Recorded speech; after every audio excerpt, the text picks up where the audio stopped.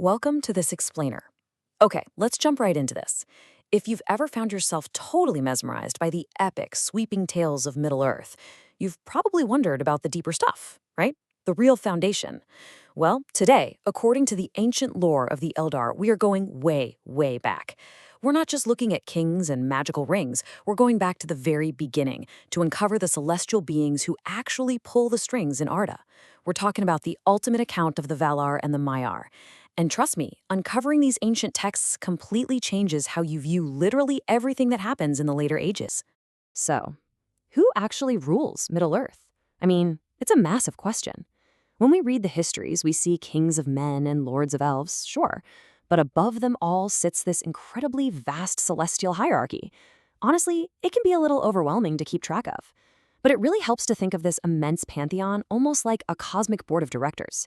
You have a supreme creator at the top, a council of high powers managing the big picture, and a sprawling network of lesser spirits working right beneath them in middle management. Thinking of it this way makes the mind-bending scale of these divine spirits actually pretty relatable. Right, so here is our roadmap for today. We're going to break this down into 4 parts. 1, the music of creation. 2, the Valar. 3, the Maiar. And finally, number 4, the dark enemies. Okay, let's jump straight into section 1, the music of creation, the genesis of Arda. Picture this. Before there was earth, or light, or even time itself, there was Eru, the One, who the elves call Ilúvatar. And what's absolutely fascinating here is that Ilúvatar didn't build this universe with hammers and stone or cosmic dust. He created the Ainur, these divine spirits literally born out of his own thoughts. And together, they sang the universe into existence. No, really, they sing it. First, there's the pure thought of Eru. That manifests into the Ainur, who then perform the great music. And this divine harmonized song wasn't just audio. Ilúvatar made it visible. He created this glorious vision of history that unfolded like a giant tapestry right in front of them. Finally, to make that vision a reality, he sent this secret fire to burn at its heart, giving it being. And bam, that created Ea, the world that is. The idea was so beautiful that many of the Ainur actually chose to descend into the world to physically build it. Which brings us to section 2, the Valar, the great powers of Arda. So these are the absolute greatest of those spirits who chose to enter Ea at the dawn of time. They took on what the lore calls the raiment of earth and became the grand architects of reality. Now within the Valar, there's an inner circle, a high council, basically, known as the Aratar, the High Ones of Arda. There are 8 of them, holding the absolute highest majesty under Eru. You've got Manwë, the appointed king and lord of the breath of Arda, ruling the winds. Beside him is his spouse Varda, Lady of the Stars, who the elves revere above all others. Then you have Ulmo, Lord of Waters, Alla the Smith, Master of Crafts and Earth, and his spouse Yavanna, the Giver of Fruits. Rounding it out, there's Mondos, Keeper of the Dead, Niana, the Lady of Grief, and Orome, the Great Hunter. Together, they divide up the fundamental domains of reality, orchestrating the whole harmony of the world. Just to give you a sense of their power, consider Ulmo, the Lord of Waters. The lore tells us his arising is genuinely terrifying, like a massive, dark, foam-crested wave shimmering in silver and green shadows. The guy doesn't even like walking on land, and he rarely takes physical form. Yet, despite this super wild, fearsome exterior, Ulmo is probably the closest to the children of Ilúvatar. He literally never abandoned elves or men. Instead, he speaks to them through the deep music of water, in oceans, rivers, and fountains. Through that water, Ulmo's spirit runs through all the veins of the world, constantly gathering news of its griefs and needs. But while Ulmo governs physical geography, others govern what you might call the geography of the soul. Take Niana, for instance. She dwells completely alone, and her domain is grief.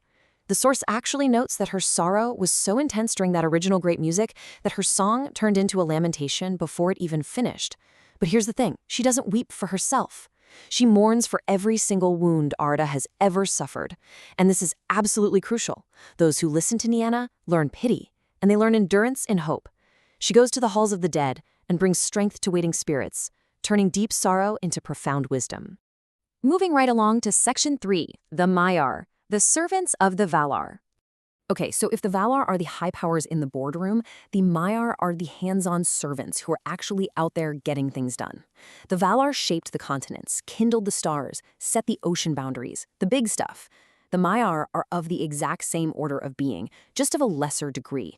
They're the helpers, the people of the Valar. So where a Vala might design an entire forest ecosystem, a Maya would be the one down in the dirt, tending to the specific blossoming of a single tree. And we actually know a few of these Maiar by name, even though most of them rarely show themselves to elves or men. There's Ilmar, handmaid to Varda, and Eonwe, Manwë's herald whose might in arms is literally unmatched. You also have Ase and Uinen, these vital spirits of the sea working under Ulmo.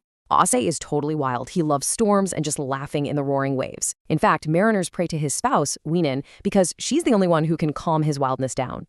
And then there's Melian, who tended the flowering trees in the gardens of Lorien, with nightingales singing wherever she went. But wow, okay, here is the most incredible takeaway from this entire section. The source explicitly names the wisest of all the Maiar, a spirit named Aloran. He dwelt in those gardens of Lorien, but he frequently hung out at the house of Nienna, and from her he learned pity and patience. He loved the elves, walking among them unseen, putting fair visions and promptings of wisdom into their hearts, basically waking them up from despair. Now get this spirit, Aloran, is the exact same being who later arrives in Middle-earth in the form of an old man with a gray staff. Yep, he is Gandalf. Knowing that Gandalf literally studied under the Vala of grief and pity completely recontextualizes his endless patience and his deep love for the people of Middle-earth. It's an absolute game changer. All right, let's turn to the darker side of things. Section 4, the Dark Enemies. The Fall of Melkor. Because let's be real, you cannot have a massive divine hierarchy without a catastrophic fall from grace. Which brings us to the tragedy of Melkor. Originally, Melkor was the absolute mightiest of the Ainur, brother to Manwë in the thought of Akulavitar. He had a share in the powers and knowledge of literally all the other Valar. But he squandered it. He squandered his immense strength in violence and tyranny. He didn't want to build harmony. He coveted Arda for himself. He wanted the kingship, and he demanded absolute dominion over his peers. Let's trace exactly how a divine architect devolves into Morgoth, the dark enemy of the world. It's a step-by-step descent. It begins with just pure arrogance, contempt for all things except himself. Then he starts weaponizing his vast understanding, turning to subtlety and perversion to twist things to his will. That decays further until he's just a shameless liar.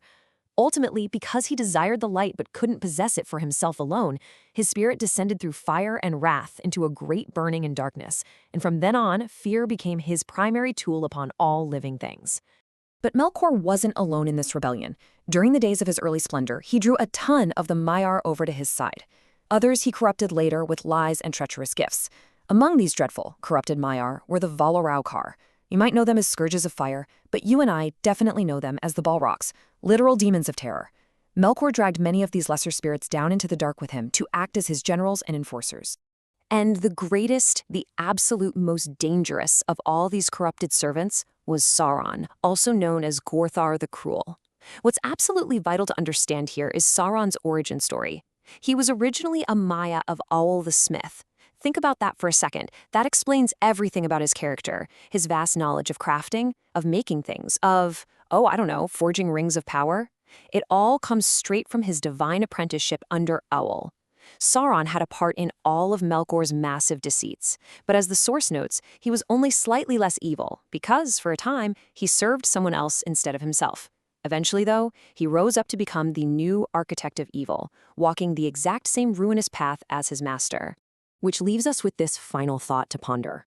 How do the echoes of this ancient celestial music and these bitter cosmic rivalries still dictate the fate of Arda today? Because really, every war, every forged ring, every single act of pity by a Grey Wizard traces straight back to this divine order. They're all just playing out the final notes of a song sung before the world even began. It kind of makes you wonder, when you look at the struggles in our own world, whose music are we dancing to? Thank you so much for joining me on this explainer, and as always, keep questioning the lore.